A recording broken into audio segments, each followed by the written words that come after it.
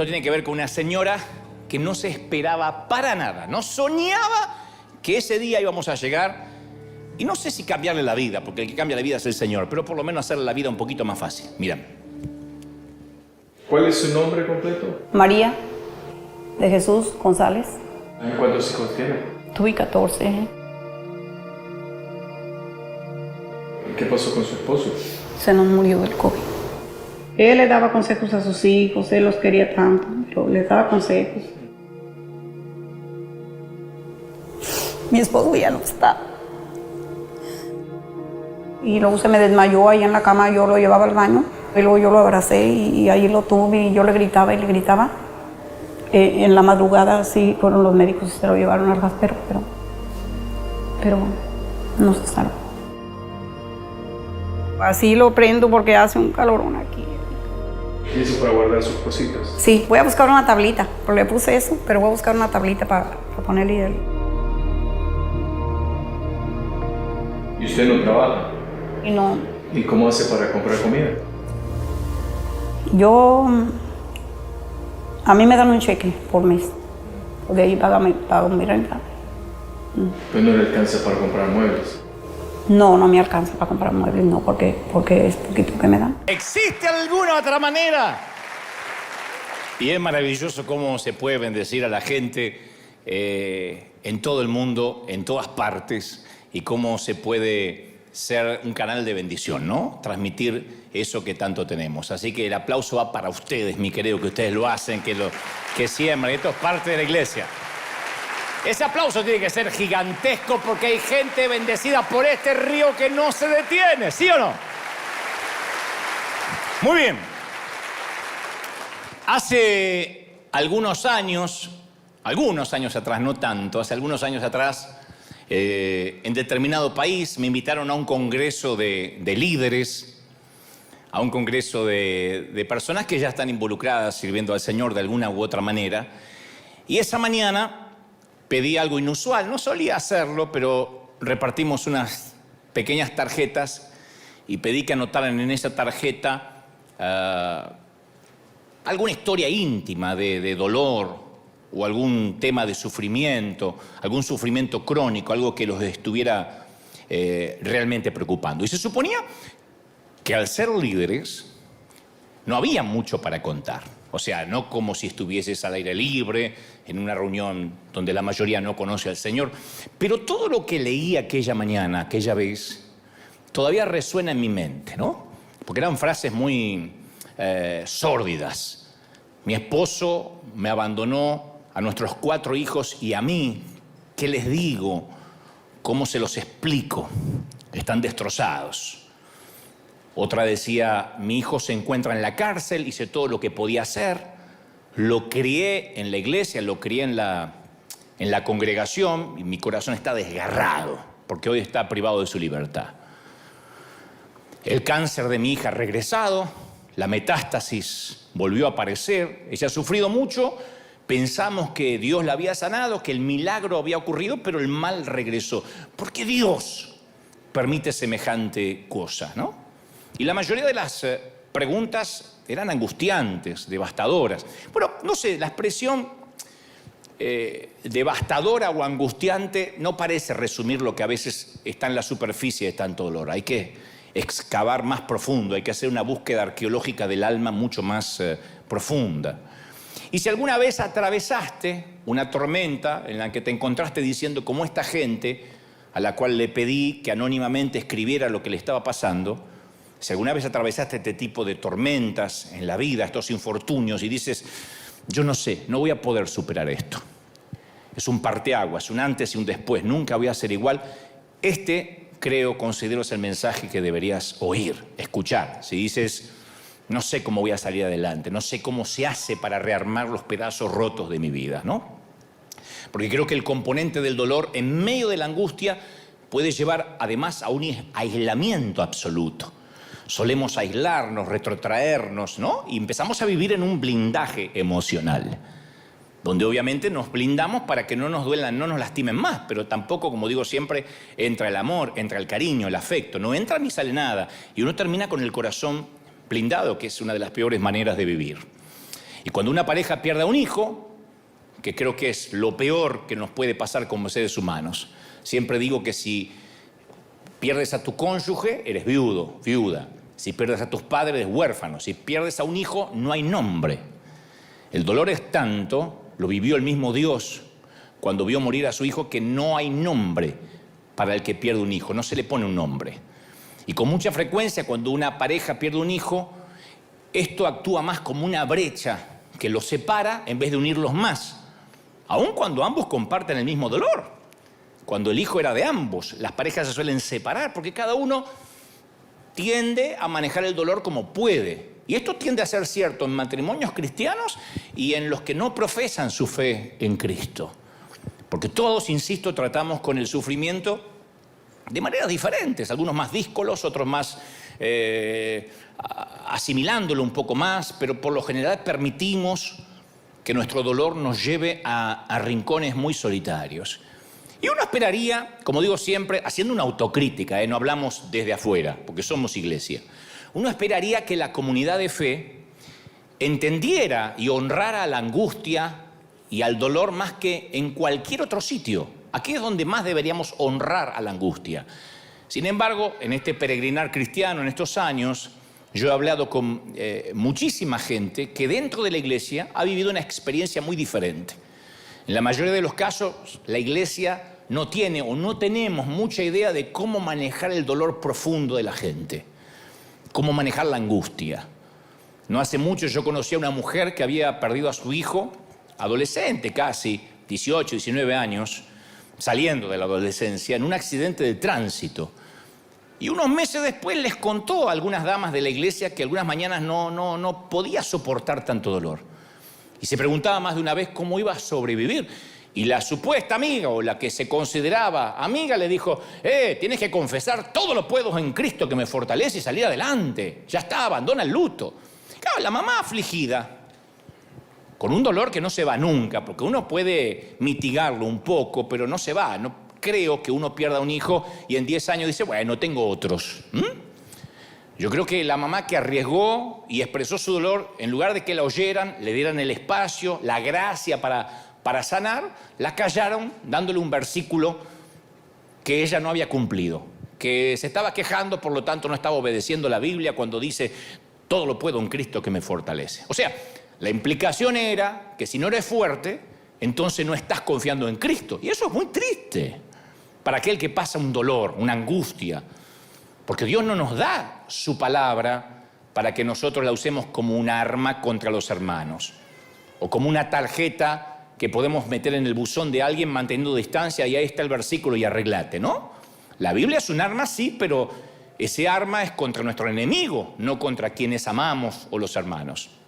Y la Biblia está destinada a animar, no a dar respuestas fáciles en medio de un dolor verdadero, en medio del luto. Lo que menos uno quiere, y esto va a incomodar la teología de alguien que está mirando, lo que uno menos quiere es un versículo bíblico cuando uno está pasando una crisis. Y ustedes dicen: ¿pero cómo? Si la Biblia es para eso. Sí, pero no a modo de galletita de la fortuna. No es como ir a Panda y a ver qué me sale. Y no, porque a uno le duele. Y el solo hecho de que algo sea verdad no quiere decir que tenemos que expresar siempre la verdad en toda circunstancia. Yo recuerdo siempre que poco después de su arresto, Jesús le dijo a los discípulos en Juan 16:12, muchas cosas me quedan por decirles, pero por ahora ustedes no la pueden soportar. No están listos para esta conversación. Necesitaban oír ciertas verdades, pero oírlas en ese momento les habría quebrado el alma, habría quebrantado su espíritu. Entonces hay cosas que sí son verdad, pero uno puede andar por la vida al que le está doliendo, diciéndole: esto dice la Biblia y si no lo haces estás en pecado, porque encima le sumamos culpa a aquel que tiene dolor. No era el momento para que los discípulos tuvieran más información. Creo que no hay nada peor que nos lancen versículos o desde un estrado nos quieran enseñar a vivir cuando uno está herido, cómo uno va a asimilarse apenas logra mantenerse en pie. Estoy hablando de cosas que, esos infortunios, esas tragedias que cambian tu vida y la convierten en un infierno de la noche a la mañana. Y yo no sé por qué tenemos la tendencia de hacer eso. Digo, de querer arreglar a quienes sufren, de querer remendarlos, de querer que poner un apósito y que todo se termine? ¿Por qué creemos que el sufrimiento es una vergüenza? ¿Por qué sufrir está mal? Por algo tenemos los lacrimales en los ojos, para que se vea que estamos llorando, ¿no? Podríamos llorar por otra parte sin que se vea. Pero no sé, yo creo que nos sentimos, me parece a mí, ineficaces en nuestra fe si no hacemos que el dolor desaparezca en el otro, como que sentimos que no estamos haciendo bien porque el otro todavía está sufriendo. ¿Pensaremos que la bondad de Dios o que el poder de Dios se menoscaban cuando uno de sus hijos anda por ahí cojeando herido? ¿Que Dios perdió el poder? Pues la mayoría, cuando enfrentamos el sufrimiento, tenemos un montón de dudas respecto a las cosas básicas que creemos. Se nos mueven las convicciones. Estás orando para que tu padre se sane y tu padre parte con el Señor, como me pasó a mí. Yo sé que tenía 90 y pico de años, que se le juntó todo, más el COVID, pero uno así tiene preguntas, Señor, y era el tiempo. Uno se lo va a preguntar aunque tu abuelita se muera a los 122. Ay, tan joven, vamos a decir. Es que después del dolor llega el interrogante, la duda casi como un acto reflejo, ¿no? Un montón de gente pregunta, ¿y por qué? Si Dios existe, ¿por qué? El sufrimiento nos lleva a cuestionar las creencias más básicas acerca de Dios.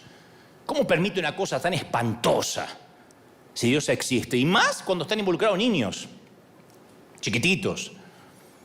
Cuando golpean, nos podemos dejar de preguntarnos qué es lo que Dios está tratando de decirnos, qué me quiere decir Dios, qué lección me quiere dar por esta repentina muerte de un ser querido, ¿no? ¿Hay algún mensaje que Dios me quiera dar?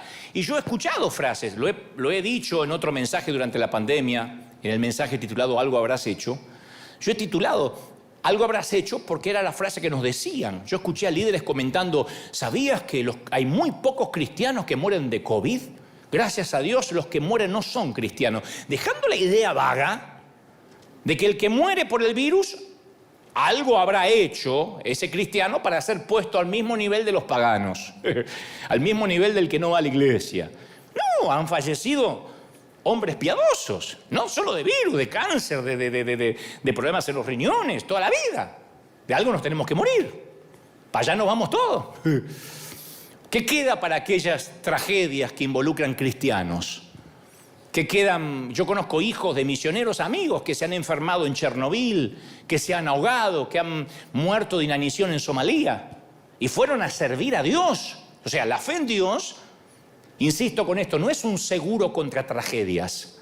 A veces pasan cosas y surgen las preguntas, ¿por qué el auto de mi hijo tenía que derrapar por la banquina? Miles de autos en autopista le tocó a él. ¿Por qué un problema coronario que enferma a una persona entre 100 le tocó justo a mi esposo? ¿Por qué mi padre tuvo que ser una de las tantas víctimas del COVID? Bueno, una persona que va a mucha velocidad coquetea con la tragedia en el tránsito. Una persona que vive ingiriendo comida chatarra posiblemente corre riesgo de colesterol y se le tapen las arterias. Alguien expuesto al contagio de una pandemia puede contraer el virus. Las Escrituras dicen claramente que nuestras acciones aquí pueden afectar nuestra salud en la tierra. Salgan desnudos en diciembre y van a ver cómo llegan enseguida a las puertas del cielo. No sé por qué. Y por sonso, ¿por qué pensaba hacer? Entonces, hay principios de la creación que se aplican a cristianos y a no cristianos por igual. Y a mí me sorprende cuando nosotros no entendemos que la gente sufre porque todos sufrimos en alguna temporada de la vida. No hay solo veranos, hay inviernos, hay otoños. Alguien te va a romper el corazón, alguna enfermedad te va a tocar. Y cuando nosotros a eso le agregamos algo habrás hecho, claro, te enfermas, llegas al hospital y llegan los hermanitos a decir, ¿revisó su vida? Sí, tenía que haberte sacado de los contactos hace mucho, desgraciado. Capaz que algún pecado oculto, o te acusan, no habrás orado lo suficiente, o qué feo. Hermano, te está faltando fe. Y lo peor cuando te lo dice un pastor, esto es porque se fue sin mi bendición. Sí, Señor, llévatelo porque te lo mando y somos dos los que quedamos en terapia, ¿no? Entonces, ¿por qué nos pasa lo que nos pasa? Porque es peligroso, ni siquiera es bíblico que uno se torture tratando de encontrar un mensaje de Dios en el dolor. El mensaje podría ser sencillamente que vivimos en un mundo roto, con leyes establecidas, donde, así como funciona la ley de gravedad, funciona que te puedes resfriar, te puedes contagiar un virus. En nuestro ámbito siempre ha habido dos grandes errores. El primer error, cuando atribuimos todo el sufrimiento a Dios. Y todo lo que pasa es un castigo del Señor. Es feísimo vivir así. Chocamos el auto y es porque salimos sin oración. Yo les dije, así decía mi vieja, mi psicopateaba así. ¿Vieron? ¿Vieron lo que pasa? No, es que papá no ve dos montados en un burro. Papá está ciego. No tiene que ver Dios. El segundo error es lo opuesto. Suponer que una vida con Dios nunca incluye el sufrimiento. Entonces, cuando sufres, algo habrás hecho. Claro, cuando más necesitamos esperanza, que alguien llore con nosotros, que alguien nos acompañe en la enfermedad en silencio, con la jeta cerrada. Ahí nos ofrecen una dosis helada de culpa y de duda. Te falta fe, algo habrás hecho. Y si uno acepta que el sufrimiento proviene de Dios como un castigo, como cree el Islam, entonces tendríamos que vivir resignados. La polio, la malaria, el SIDA, la peste bubónica, el cáncer, la fiebre amarilla, el COVID. ¿Para qué luchamos contra ellos si Dios lo envía para darnos una lección? Muramos, ¿no? Con dignidad. ¿Para qué usar tapabocas? ¿Para qué vacunarse? No, Jesús combatió la enfermedad mientras que vivió aquí. Nunca dejó entrever que no hay que luchar. Cuando nuestros hijos se enferman, oramos para que se sanen. Los cristianos más que nadie tenemos el derecho, ¿qué digo el derecho? La obligación de luchar contra el sufrimiento humano. Pero bueno, algunos piensan, no, eso lo mandó Dios. Y otra parte de la iglesia cree el segundo gran error. Creen que la vida con Dios no incluye sufrimiento. Y ahí es cuando se frustra la gente. Porque cuando se enferman, cuando ocurre un divorcio, cuando hay una quiebra financiera, sienten que el trato unilateral, porque Dios no lo firmó, fue quebrantado. Dios no juega limpio, ¿cómo Dios me hace así? Si yo nunca me dejé de congregar. Yo hasta besé a mi suegra un par de veces, le di un beso en la mejilla. ¿Cómo es que me pasa esto? Claro, viste que la mayoría cree tener un acuerdo contractual con Dios. Yo prometo ser buena persona, prometo ser decente, prometo ser fiel. A cambio, Dios va a salvar a mi hijo, Dios va a sanar a mi esposa, Dios me va a conservar el trabajo. Y claro, cuando Dios no satisface las expectativas, porque la vida es así. Yo no soy un predicador que te va a decir, no, todo va a estar bien, créelo, creo. Sí, creemos, confesamos, pero la vida no es un juego de niños, no es un patio de juegos. Y cuando la vida nos pasa, cuando algún infortunio nos pasa, quedamos girando en un torbellino de preguntas, de dudas. Insisto, Dios no trazó líneas. Dios no ha hecho tratos en esta tierra, de este lado del sol. Lo que pasa es que los predicadores por años nos han dicho, te va a ir bien, vas a prosperar, vas a tener el auto del año. No. En la vida todos en algún momento van a necesitar lentes. Ustedes antes que yo, una cuestión lógica. Yo porque antes muerto, que sencillo, voy a estar así, pero que le bendiga. Huesos que se pueden fracturar, dientes que hay que reemplazar. Hay un momento que hay que cambiar el comedor y eso no te lo hace el Lighthouse. Próstatas que se agrandan, yo no sé de eso, pero me contaron. Menopausias con calores que no respetan a nadie y te agarran los calores y te destapa y te destapa y te destapa y te destapa, te destapa toda la noche así. ¡Ay! ¿Y qué? ¿Satanás que te está mandando o Dios te está mandando un mensaje? No, es menopausia. Mira cómo se ríen allá, ¿saben? ¿Qué es la vejez? Es la suma de un cuerpo que se va deteriorando. Entonces los cristianos también nos enfermamos. Si no, no usaríamos lentes, fuera de toda broma, no necesitaríamos un bastón en determinado momento. Podemos enfermar. Compartimos plenamente el sufrimiento de este mundo. Pero el énfasis moderno de la sanidad milagrosa, que Dios quiere sanar a todo el mundo, claro, hace que los que no son sanados, aquí tenemos gente en silla de ruedas, gente con ciertas capacidades distintas, y nosotros no podemos decir a ellos les falta fe, porque se van a ir a la casa como que les faltó algo, como que Dios no los ama tanto. Eso es lo peor que ocurre en una noche de milagros, cuando decimos Dios va a sanar. Claro, el que largó las muletas se va feliz. El que regresa a su hogar, empujado por alguien en una silla de ruedas, siente que Dios lo despreció, lo menospreció, apesadumbrado, me faltó fe, que estoy haciendo mal. Y la Biblia habla muy claramente que los creyentes deben responder al dolor de la gente, el que no se sana, el que el matrimonio no se le arregla, el que el hijo no cambia así su orientación sexual como quisiera el padre. Pablo dijo, ayúdense unos a otros a llevar sus cargas y así cumplirán la ley de Cristo en Gálatas 6:2. 3 versículos después dice, porque cada uno llevará su propia carga. Y uno dice, pero Pablo tiene un tema hormonal, dice que cada uno lleve la carga del otro, después cada uno lleve su carga. Parecía que las declaraciones están en las antípodas, ¿no? Como que se está contradiciendo. Pero uno tiene que ir un poco al original griego y ahí entiende la etimología de la palabra carga. El término griego carga, que usa al principio, cargas, cada uno lleve la carga del otro en plural, se refiere a la carga que podía ser para abastecer la bodega de un barco. No se esperaba que nadie lleve solo semejante peso. Después dice cada uno lleve su carga en singular, que está hablando de los paquetes que podemos transportar, como un carrión, como una maleta con rueditas. Es como la diferencia entre cargar una maleta con rueditas y cargar un piano de cola. Y Pablo nos dice que cuando alguien atraviesa la clase de asfixiante, agobiadora, de dolor que solo no la podés pasar, Pablo dice que la iglesia, los hermanos tienen que intervenir para ayudar a cargar el peso, no para resolverle el problema. A veces lo único que queremos es que nos escuchen, ¿o no, damas? Yo no quiero que me des una solución, condenado, escúchame. ¿No le han dicho así en un momento a sus queridos exmaridos? Necesitamos ser oídos. Nadie puede llevar solo una carga. Como dice un querido cura párroco de Argentina, se llama Mamerto Menapace, él suele decir, tiene un nombre muy especial, sí, habrá sufrido en el colegio también. Pero digo, él dice siempre, las alegrías cuando se comparten se multiplican. Y las tristezas cuando se comparten se dividen por 2, son más fáciles. Entonces, ¿no tuviste épocas en las que suplicaste que Dios interviniera y no pasó nada? Yo sé que la tuviste, yo también. Y algunos sufrimientos se sienten tan personales que no te los entiende tu cónyuge, o por lo menos eso crees. No te los entienden tus hijos, no te los entienden tus padres. Estás aferrado a un hilo así y nadie lo sabe.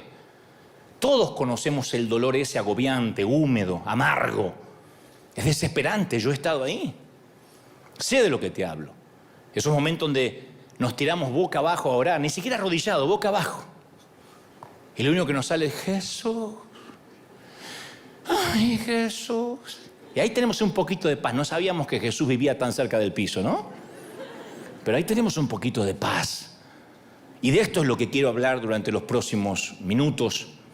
Porque cuando la iglesia no puede contenernos, no sabe qué hacer con nuestro dolor, se generan 2 cosas en nuestro interior. 2 cosas que siempre, sine qua non, van a ocurrir, hayan nacido donde hayan nacido. Inseguridad y vergüenza. Cuando no te entienden, cuando no comprenden tu dolor, como esta mamá que se le murió el hijo y alguien le dijo, recuerda el versículo, le agarra inseguridad y mucha vergüenza de por qué está sufriendo tanto tiempo. Porque te guste o no, lo que ocultamos en nuestro interior, lo que en psicología se llama nuestra sombra, es intrínseca también a nuestra historia, a nuestra personalidad. Viste que todos tenemos una región oscura en nuestra cartografía espiritual o personal. Y es tan importante como la faceta soleada, la que se ve. Todos tenemos una parte oscura. Me miran como diciendo, ay, yo no sé. Y este no es el problema. Todos tenemos una parte que no queremos que salga. El problema es cuando la queremos eludir, cuando queremos simular de que no está. Porque nuestros mayores adversarios son los que viven en nuestro interior y hay que enfrentarlos. Es lo que en psicología se llaman nuestros propios demonios internos. Que se volvieron locos los religiosos con este título. Yo no tengo demonio, apóstata, ve que estás endemoniado, ¿ves? Demonios propios. Pero en psicología se dice nuestros propios demonios, no vienen del infierno. Se les llama así, pero no son demonios, no estamos enajenados, poseídos, y ni vamos a dar la cabeza vuelta a 360 grados y vomitar, no.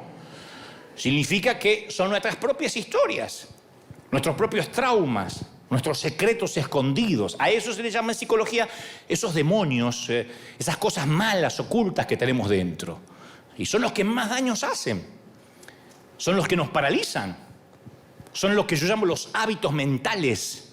Las cosas que repetimos consecuentemente. Te doy un ejemplo.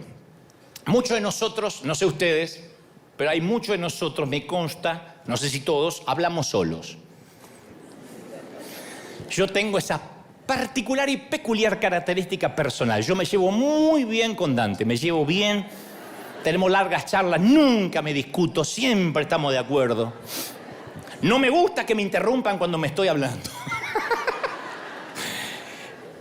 Ahora, permitidme aclarar este asunto antes que me sugieras que aumente la medicación. Yo no hago esto todo el tiempo. Yo solo cuando estoy tratando de procesar algo. A mí me ayuda mucho hablar. Cuando estoy tratando de procesar algo, me ayuda a sacarlo de la mente y ponerlo en palabras, articularlo, ¿no? Me hace pensar con más claridad. Necesito una charla conmigo mismo cuando tengo que hablar con alguien del equipo que metió la pata. Yo necesito hacer catarsis primero. ¿Pero qué se pensó? ¿Cómo me va a hacer semejante cosa? Pero que tiene en la cabeza, no le llega al tanque, no tiene los patitos en fila, endimoniados. Y llego, hola, ¿cómo estás? Quería hablar con vos. Ya vine, dejé todo afuera, ¿no? Pero hablé conmigo.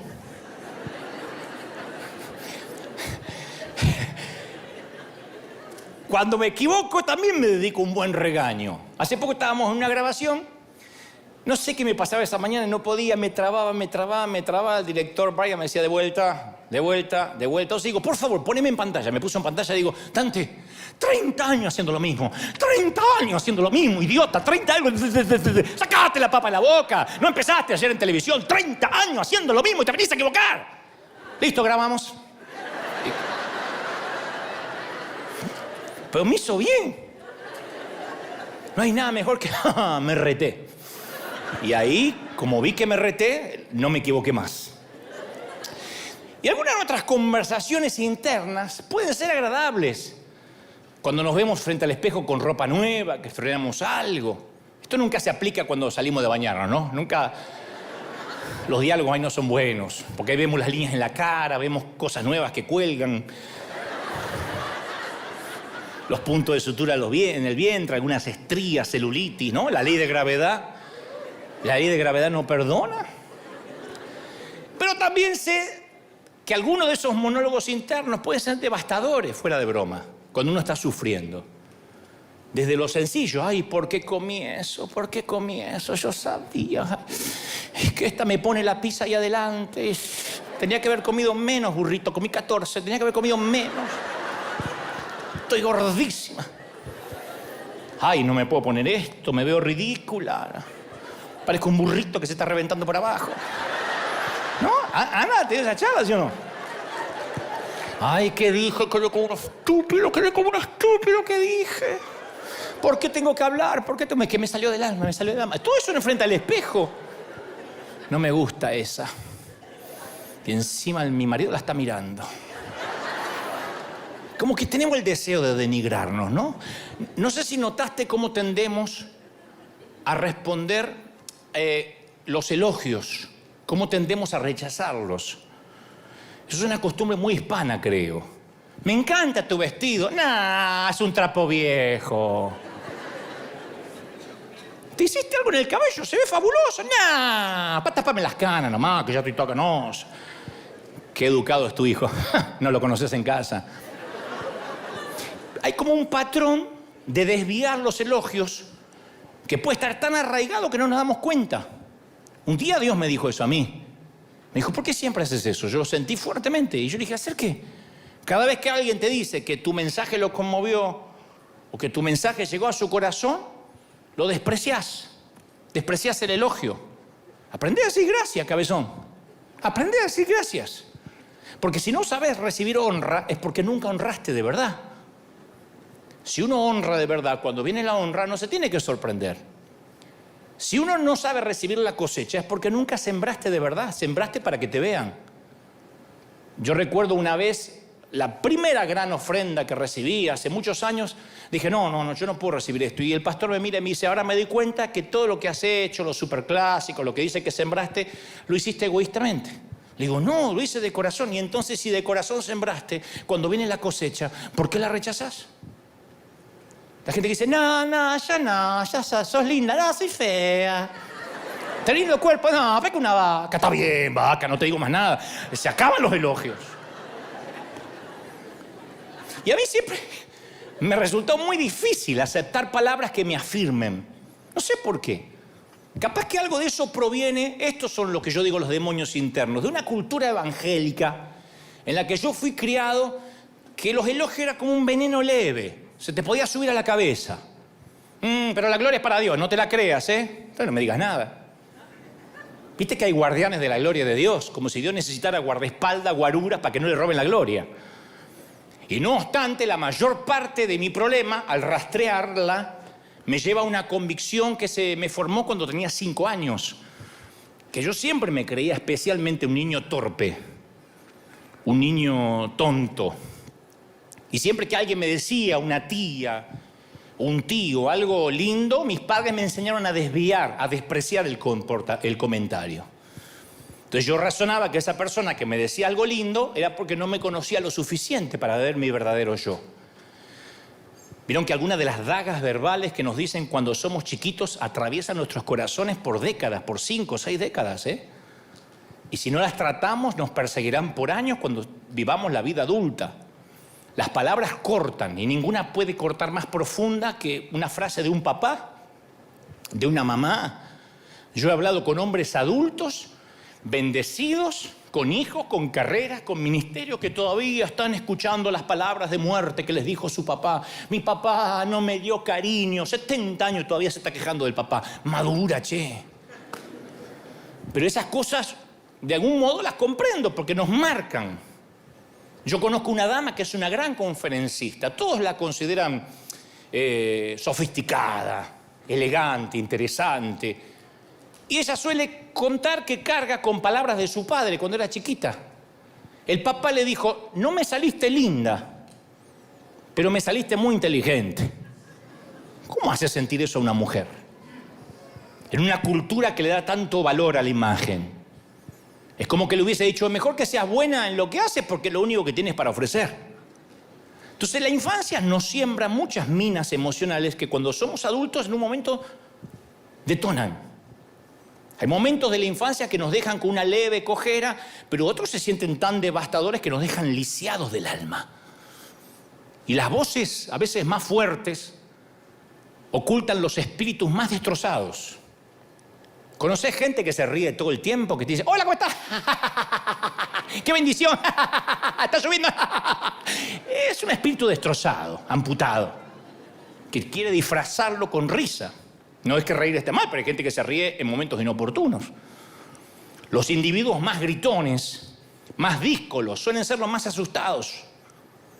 Los más tranquilos también tienen mucho para decir, pero no dejan de oír esa voz del padre, del pastor, del maestro que le dijo, cállate la boca. Y a mí me gustaría que fuera diferente en la iglesia.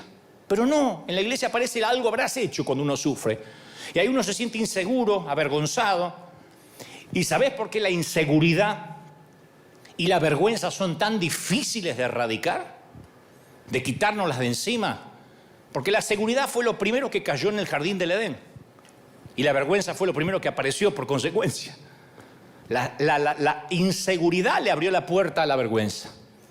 Adán y Eva se escondieron antes de estar avergonzados, sintiéndose inseguros. Y nosotros, años después, heredamos esa maldición edénica, porque vivimos todo el tiempo escuchando un montón de voces que nos dicen cómo lucir, qué tipo de ropa usar, cómo deberíamos criar a los hijos, dónde vivir, cómo ser un buen cristiano. No, tus hijos no tienen que sacar las mejores notas del colegio para que te sientas una buena madre. Yo no tengo que poner un versículo en cada post que pongo, cada cosa que posteo para ser más espiritual o quedarme callado y no responderle a ningún fariseo para demostrar humildad. Pablo declaró en Romanos 5 que incluso antes de que conociéramos el amor de Dios, Cristo murió por nosotros. O sea, somos justificados ante Dios no porque sigamos una lista de las 20 cosas para convertirte en una buena persona o en un buen cristiano, sino la sangre de Cristo que lo hizo todo. Ya eres digno por Él. Alguien tiene que decir amén, ¿sí o no? ¿Parece simple? Sí. Es simple. Ah, sí, ya lo sé. Ahora, ¿quién de acá esta mañana se levantó y su primer pensamiento fue, ¡ay, qué lindo día va a ser hoy! Porque Cristo murió por mí en la cruz y el Señor ya me perdonó. No suele ser nuestro primer pensamiento. Si eres como yo, no es lo primero que piensas. Y cuando tuviste después un pésimo día, le gritaste a tus hijos, perdiste los estribos, llamaste a tu esposo con un nombre que no figura en el Nuevo Testamento. Tu último pensamiento tampoco es, bueno, me equivoqué, pero gracias a Dios que su amor no se basa en mi comportamiento. No, siempre vivimos con la culpa. Y continuamente nos autosaboteamos, continuamente estamos autosaboteándonos. Y a toda esa autocrítica termina nutriendo la inseguridad que ya tenemos de fábrica, de chiquitos. Porque la mayoría tuvimos más o menos la misma crianza, por lo menos los de mi generación, los que tenemos 30 y pico. Y esto aplica a mi vida. Hace algunos años yo podía hablarle a un estadio, literalmente, de 80.000, 90.000 personas, que uno dice, uy, si yo llego a ver eso, me siento el tapón del océano. No, yo le predicaba a 80.000 personas y a todos les gustaba, porque estaban ahí para oírme. Se acercaba uno y me decía, yo esperaba algo más profundo. Y era todo lo que necesitaba oír para que empiece la catarata de inseguridad. Yo me tenía que haber preparado más, me equivoqué de mensaje, no soy un buen orador, capaz que no tengo que volver a hacer esto. Y si vivías eso, sí, hace años. Es ridículo que un comentario de alguien me lleve de la confianza profunda en Dios a un abismo de dudas. Gracias a Dios que no había redes sociales. Hoy en día me di cuenta que las redes sociales no es la vida real. Por lo general es la cloaca de la humanidad, donde cualquiera vertemos lo peor o vierten lo peor de sí y luego continúan con su propia vida. Yo escuchaba hace poco un orador que decía, todos los que opinan qué deberías hacer, cómo deberías criar tus hijos, con quién te deberías casar, pregúntale si cuando te mueres están dispuestos a enterrarse contigo. Uno, se murió el abuelo, me voy con él. Me voy con él y se tira. ¡No! ¿Sabes qué va a pasar cuando yo me muera? Van a decir, ay, qué pena, tan joven. Bueno, ¿hay algún otro predicador? 2 minutos me va a dedicar. Y a ustedes, 1 minuto y medio.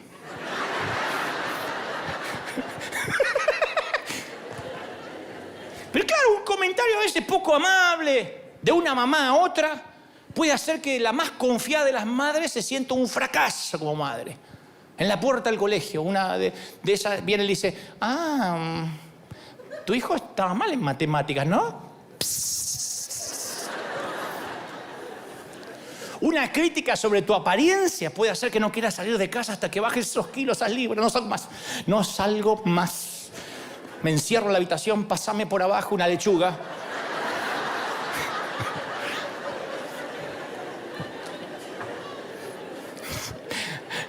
Claro, si nuestro mundo sobrevive por comparación, ¿o no? Es la forma en que juzgamos. ¿Mi teléfono es mejor que ese? ¿Cómo él tiene uno mejor? Si yo gano más. Ay, ¿esta falda me hace ver más joven que los pantalones? ¿Se portan mejor sus hijos que los míos? Entonces ese diálogo interno nunca para. Y cuando creemos que no hemos cumplido bien, se levantan las olas de inseguridad. Estoy sufriendo por algo. Pero tenemos que creer que quienes somos en Dios es una decisión de creer, no de lo que nos pasa. Si vamos a esperar sentirnos dignos del amor de Dios, te vas a morir esperando. Nunca te vas a sentir digno. Yo nunca me siento digno de ser un predicador. Yo tengo que creer, recibir por fe que Cristo me ha hecho digno, que el Señor me ha hecho digno. Alguien tiene que decir amén, ¿sí o no? Y Pablo, el apóstol, va a esa coyuntura y dice, a ese momento de inseguridad, cuando la inseguridad comenzó a correr por nuestras venas y nos lleva a lo que somos en Cristo si tan solo creemos. Romanos 5:18 dice, por tanto, así como una sola transgresión causó la condenación de todos por culpa de Adán, también un solo acto de justicia produjo la justificación que le da vida a todos. Porque así como por la obediencia de uno, muchos creyeron en Cristo, otros por la desobediencia fueron constituidos pecadores, pero el Señor los hizo justos. O sea, no hay manera de que, no tiene que entrar en la cabeza. ¿Se animarían a decirle al de la derecha y de la izquierda, no haces nada por ser salvo? Díselo, no haces nada, cabezón, no hay nada que puedas hacer para ser salvo. El cabezón tiene que estar aunque no lo conozca. Cabezón, no hay nada que puedas hacer. El Señor dice, no se trata de ti, se trata de mí. Tú me vas a fallar, yo no te voy a fallar. Tú te vas a caer, te vas a levantar, te vas a caer. Yo siempre voy a estar ahí. ¿Cómo te ama el Señor? Entonces, hay que cambiar la inseguridad por la confianza. ¿Hasta cuándo? Y bueno, revisa el código postal. El día que aparezca en vez del número puertas del cielo, ya no hay más inseguridad. Mientras tanto, estás con los humanos. Y mientras que seas mortal, vas a batallar contra la inseguridad. Todos. Nos ponemos una ropa y no hay nadie que tenga el cuerpo perfecto que diga, a mí todo me queda bien. Siempre estamos o sacando, metiendo, escondiendo. ¿No? Algunos llegan a casa y se sacan todo así, hace ¡fra! Y escapa la libertad del cuerpo. ¡Pah! Libéranlo a Willy.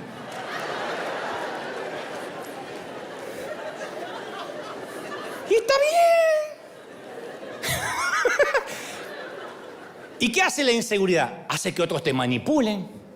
Compras algo que no necesitas con dinero que no tienes porque los demás lo están comprando. Cambias el teléfono porque todo el mundo lo está cambiando. Terminas hablando, vistiendo, diciendo lo que otros hacen, que es el principal demonio enquistado en las iglesias. Todos hablan igual. Dios le bendiga, hermano, que la paz del Cordero Inmaculado lo redima de la concupiscencia de la carne. Ay, gracias, hermano, hasta aquí estoy en bendición. Parecemos androide hablando. Viene el de afuera y dice, ¿qué cuerno están diciendo esto? Ay, usted no entiende porque usted está en la carne. Peor. Y cuando alguien intenta ser diferente, lo tildamos de apóstata. ¿Qué hace la inseguridad? Impide que seamos auténticos. Yo me acuerdo estar en un sitio, no voy a decir mucho porque estamos saliendo al mundo, pero era un lugar, no voy a decir qué, porque si no se van a dar cuenta, donde todos los predicadores estaban ahí, pero todos hablaban mal en un momento. No, que acá no quiero estar, que vengo porque lo necesito, pero acá no quiero estar. Y yo le digo, ¿por qué no se van? Yo me voy a mandar a mudar, yo tampoco me siento cómodo. No, sí, un día nos vamos a ir, un día nos vamos a ir de acá, un día de esto. Ahora porque me viene bien, pero un día de esto me voy a ir de acá. Terminé yéndome yo solo. Nadie se fue. El resto sigue yendo, sonríe y hablando por detrás. ¿Por qué? Por la inseguridad. A ver si me voy de acá y la gente me deja de querer. A ver si no pertenezco. La inseguridad evita que ames profundamente porque la inseguridad no te permite ninguna relación significativa. No amas de verdad. ¿Cómo va a amar a alguien inseguro? No te amas a vos mismo, vas a amar al otro. Y lo que es peor, no puedes cumplir lo que Dios te manda. Yo muchas veces antes de predicar, de jovencito, salía y lo peor que me podían decir es, hay un montón de pastores. Había congresos donde estaban los otros oradores ahí escuchándome. Yo decía, ¿quién va a estar? ¿Quién va a estar? Y los que están en el flyer, en el afiche. ¿Pero esos van a estar hoy? Sí. Yo prefería predicar primero, temprano, cuando todo esto estaban durmiendo. Porque cuando se me sentaban ahí, yo me sentía el pequeño Dante de 5 años aferrado a la blusa de mamá. Yo sentía que todos hablaban de mí a mis espaldas. Y ni te cuento si estaba predicando y un predicador le decía al otro, porque no hacen como los futbolistas.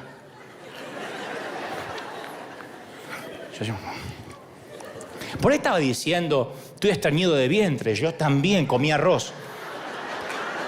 Pero yo no podía predicar más. Y tuve que aprender a confiar lo que había dentro mío. No importa lo que sentía en las caras, porque acá también me tocan caritas, ¿eh? Ay, no, vinieron los Brad Pitt y las Julia Roberts. Acá también me tocan caritas, algunos están... Yo no sé si aguantan gases, es la cara. Y yo tuve que sanarme. Digo, bueno, ¿lo haré mal a veces? Sí. ¿Me criticarán? ¿Me malinterpretarán? Sí, no me puedo hacer cargo de lo que la gente interpreta. ¿Quedaré afuera de cosas o de lugares a los que me gustaría pertenecer? Sí. Pero me voy a mantener en pie y cuando la inseguridad asome la cabeza, porque va a asomarse en tu vida y en la mía, voy a decir, quizá tú no me quieras, quizá tú no me valores, tal vez no quieras estar a mi lado, pero Dios me ama tal cual como soy, me ha hecho libre y me ha hecho una criatura nueva. ¿Sí o no? Recuerda este versículo para memorizarlo, Juan 15:15. Los he llamado amigos porque el siervo no sabe lo que hace su Señor. Los he llamado amigos porque todas las cosas que oí de mi Padre se las he dado a conocer. Y esto es lo que quiero que memorices. Ustedes no me escogieron a mí, yo los escogí a ustedes. Nunca te olvides, no escogiste a Jesús, Él te buscó. Él te escogió. Alguien tiene que decir amén. Aunque los evangelistas decimos esa falacia, dale una oportunidad a Jesús. Nosotros no le dimos una oportunidad a Jesús, Él nos dio una oportunidad a nosotros. Y cuando venza la inseguridad, ¿qué aparece? El otro demonio interno, la vergüenza. Porque uno dice, bueno, ya estoy bastante seguro. Pero ahí uno empieza a luchar con que no queremos avergonzarnos. Y esto no se trata solo de a ver si la prédica me sale bien. Cuando una jovencita es violada, de chiquita, o de adolescente, o aún de adulta, deja de soñar. Cuando el apóstol príncipe te usa y se va por la próxima conquista, el vestido se vuelve a convertir en harapos. Cuando las tiernas palabras se transforman en furia, entonces el espejo se raja de lado a lado, se hace añicos y la belleza se marchita. Eso pasa siempre. El pesado abrigo de la vergüenza reemplaza los vestidos, las joyas, y todo lo brillante se vuelve desgastado cuando te sientes manchado, roto, con vergüenza. Y si el enemigo no puede lograr que seas inseguro, te meterá vergüenza. Es una de las herramientas más poderosas porque se niega a irse. Una vez que la vergüenza se atrinchera en tu corazón y en tu mente, es una intrusa que no va a salir. La vergüenza es mucho más sutil y penetrante que la culpa, Imagina que alguien te acusa de un delito que no cometiste. Te hace pasar por todo el momento vergonzoso de la corte, te arrestan, te desnudan, te revisan de arriba abajo, te encarcelan, te humillan. Logras tener tu día en la corte, el juez dice las palabras esperadas, inocente. ¿Qué hace el juez? Hace desaparecer la culpa. Se borra tu expediente. Los funcionarios de la prisión te devuelven la ropa, tus efectos personales, sale a la luz del día, pero la vergüenza no se va más. Esto me sucedió a mí en una empresa que yo vendía instrumentos musicales, era el gerente, me acusaron de ladrón, yo tenía 21 años. Yo era el gerente de venta más joven y me acusaron de robar. No pudieron probarlo, pero la vergüenza tardó años en irse. Entonces la culpa puede o puede no ser una realidad, pero la vergüenza se siente como una esencia. Es mucho más grande que lo que hiciste, es quién eres. Y te rodea como un perfume barato. No se va. Es muy diferente al bochorno, al momento vergonzoso. Predicaste con un perejil en el diente. En un momento se te voló la dentadura, y la gente que está ahí después se olvida. La vergüenza no. El momento vergonzoso se va con el tiempo, la vergüenza no. Hablo de la vergüenza por sentir que algo anda mal contigo, que eres un producto defectuoso. Vergüenza por mi infancia, que no puedo hablar mucho ni me gusta que me pregunten. Vergüenza por un aborto secreto. Vergüenza por una aventura amorosa. Vergüenza por aquella vez que intenté suicidarme, vergüenza por mi alcoholismo, por consumir porno, vergüenza por una violación cuando era niña, vergüenza por lo que hice para causarme un aborto involuntario a las 17 semanas, vergüenza por cómo son mis padres, vergüenza de que conozcan a mis hermanos, vergüenza por cómo se comporta mi cónyuge. En ese congreso que te conté, una de las tarjetitas decía escalofriantemente: yo sé simplemente, Dante, que para todo el mundo sería mucho mejor que yo no hubiese nacido. Y eso incluye mi familia. Y a medida que leía cada tarjetita, yo sentía el peso de la vergüenza, que sus pesados secretos los estaba hundiendo como un ancla al fondo del mar. ¿Cómo esa gente va a salir adelante? Y la vergüenza es el gran aislador, te aísla. Tiene su propio vocabulario, su propia fetidez peculiar, es pútrida. Porque escuchas siempre una voz: alguien te va a ver como realmente eres. Un día te van a descubrir. Yo cuando era más joven me horrorizaba escuchar el teléfono. Tenía siempre, debe ser por la acusación de ladrón que me habían hecho, pero yo tenía siempre ese miedo, el primer timbrazo en mi corazón temblaba, siempre esperaba como una mala noticia, y la mala noticia era que estaba yo a punto de ser descubierto por alguna cosa. No había hecho nada por lo cual ser descubierto. ¿Pero por qué reaccionaba de este modo? Era algo que arrastraba de la niñez, vergüenza.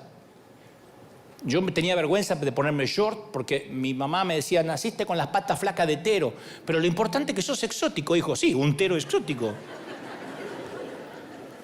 Yo tenía vergüenza de que me salían granos porque teníamos perros, y los perros de nuestro tiempo eran perros marca perro, cruzado con lo que se cruzaba en la calle. Si había una vaca, era un perro vaca. No era como los de ahora que van a la perruquería y se visten mejor que el dueño. No, eran perros que comían la comida que comíamos nosotros. Ya, que hay hueso, hueso. Un día el perro quedaba así, con un hueso de pollo, a traer otro perro. Así era en casa. Y tenían pulgas, muchas pulgas. Nuestra mascota no era el perro, esa era la bodega de las pulgas. Nosotros teníamos pulgas. Y a mí me picaban las pulgas y era el emporio de las ronchas. Yo estaba todo así, todo grano. Me rascaba por todos lados. Pata flaca, con grano, era hop. Me rascaba con una teja así. Y esa me fui arrastrando. No, me costó mucho ser un tipo seguro. Me costó mucho. Pararme ante la gente, como me paro, ser auténtico. Fue una tarea. No es que, ay, el Señor me eligió porque yo era todo esto, era un dechado de virtudes. No, era un bichito. Y sentía que en cualquier momento podía quedar expuesto, sin importar que haya hecho algo por quedar expuesto. Porque la vergüenza es una tormenta que ciega la verdad. Se siente abrumadora, implacable. Entonces bajamos la cabeza y la dejamos bramar. La vergüenza puede tener dos enfoques. Aquella como la mía, que proviene de algo que no hicimos, que a pesar de no haber hecho algo, sentimos que merecemos sentirla. Es nuestro sucio secreto. Y la vergüenza también puede provenir de algo que hicimos, que tenemos terror de que se descubra. Un poderoso secretito que nos mantiene prisioneros. Y el enemigo se esfuerza mucho en hacernos creer sos el único que vive así en la iglesia. ¿No ves que los demás no tienen secreto? Algo habrás hecho. Eso es una mentira monstruosa. Encima vamos a la iglesia y los predicadores se muestran impolutos, que en vez de venir en Uber vinieron en un carruaje de fuego. Entonces uno dice, wow, yo soy un desgraciado. Entonces, ¿qué gana? La inseguridad y la vergüenza. Demonios propios, privados, cadáveres en el closet. Y recuerda las tarjetas anónimas de este congreso que te conté, que eran líderes experimentados a los cuales Dios se les placía usar. Sin embargo, el enemigo los atormentaba con vergüenza e inseguridad. Y capaz que es porque confundimos eso de merecer y ser dignos, porque nos bombardean todo el tiempo. Mereces ser joven. No, te divorciaste. Está bien, mereces ser joven y divertirte. Ahí tienes el auto que mereces. Todo el mundo merece ser feliz. Eres un siervo de Dios, mereces que te honren. No, yo escucho esto y me estremezco. Porque es ridículo. Yo no merezco volver a aparecer de 21 años. En todo caso voy a parecer un viejo operado.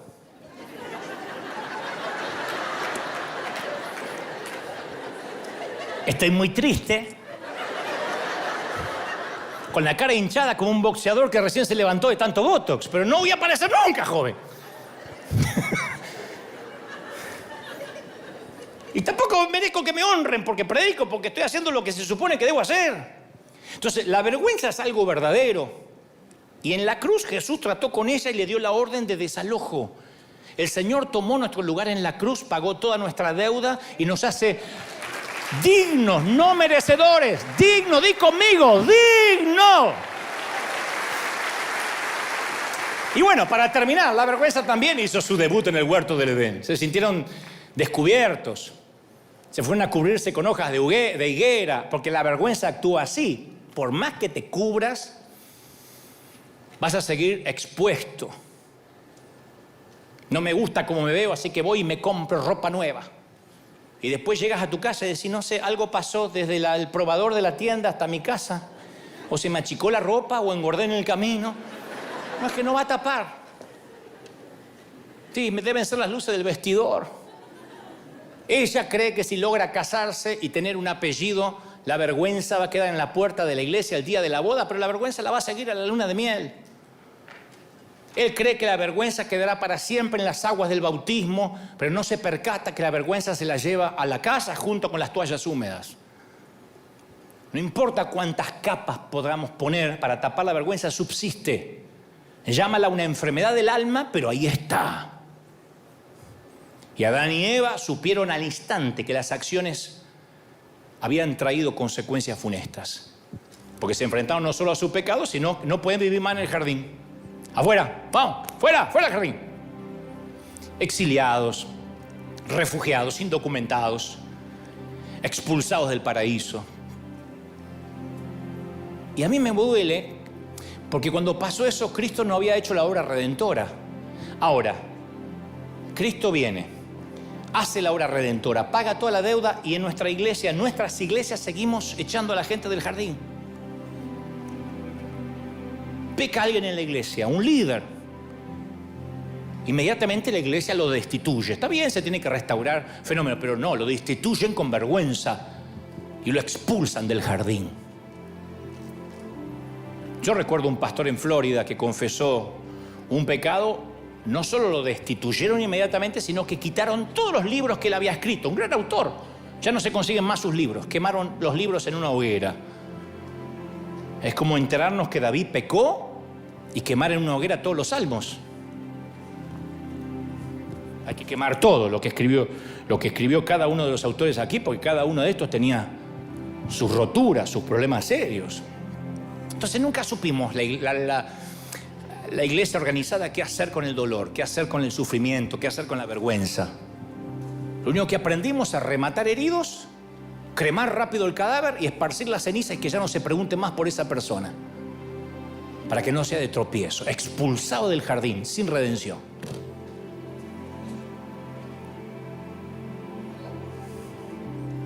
Una vez en un estadio de Argentina, alguien que no voy a decir quién es tampoco, porque se ve esto en Argentina, se las arregló para llegar a los camerinos. No tenía pase, libre acceso, ¿no? Porque no trabajaba en el staff. Y se las arregló. Y cuando finalmente casi llega al sector de los camerinos, lo agarra a seguridad y se lo lleva para atrás. Y justo yo paso. Y él grita, estoy con él, date, haceme entrar. Dijo, y yo me quedé. Y lo hice entrar. Y él hizo así, como diciendo, soy amigo de él. Adán y Eva no pudieron hacer eso, no pudieron volver a las puertas del Edén y decir, estoy con él, conozco a Jesús, hazme entrar. No, qué soledad habrán sentido, nadie los podía hacer entrar. Pero Jesús está aquí con el propósito de acabar para siempre con nuestra vergüenza, darnos un pase libre al jardín. Por eso hoy quiero celebrar a distancia por cada líder de aquel congreso que pasaron muchos años, y alguno me está mirando, que tuviste el valor para plasmar tu vergüenza en una tarjeta de 10 centímetros por 15, porque te atreviste a pedir ayuda, a riesgo de que dijeran algo habrás hecho. Y hoy nosotros, años más tarde, queremos aprender a negarnos, a permitir que el enemigo saque de la basura las vestiduras pútridas y nos quiera cubrir. Hoy vamos a gritar en las puertas del jardín, estoy con él, conozco a Jesús, hazme entrar Jesús, estoy con él, yo vine con él. Y hazte un favor, deja que los demonios propios se vayan al infierno, se vayan al diablo. Celebra al Rey de Reyes y al Señor de Señores. Vamos, ponte de pie. Y una vez que te pongas de pie, dale el mayor aplauso de la historia al Señor de Señores, al Rey de Reyes. Porque el Rey ha hablado otra vez. ¡Impresionante! ¡Vamos! ¡Celebra! Hoy la inseguridad, hoy la vergüenza va a caer. ¡Aleluya! ¿Pueden sentirlo? Más. Celebra el Rey está en casa. ¿Qué? El Rey está en casa. Hoy. Bendito eres. Yo quiero que todos aquí en casa, en donde nos estén mirando en cualquier parte del mundo, más los que estemos aquí, lo vamos a apoyar en la misma oración. Los que están por primera vez, católicos, agnósticos, judíos, musulmanes, testigos de Jehová, adventistas, de la iglesia del séptimo día, no importa de dónde seas, que creas. Si puedes recibir al Señor en tu corazón, decir: Señor, yo quiero quitar toda inseguridad, quiero quitar toda vergüenza, quiero vivir libre, quiero regalarme la autenticidad de ser yo, segura, seguro. Hay una canción que dice: seguro en las manos de Dios. Y eso es lo que hoy te estoy proponiendo. El Señor te da una oportunidad, Él. Y Él dice: sabes, no me escogiste a mí, yo te estoy escogiendo. Así que acepta la invitación. Di conmigo: Señor Jesús, entra en mi vida, perdona mis pecados. Fuerte, fuerte, perdona mis pecados. Anota mi nombre en el libro de la vida.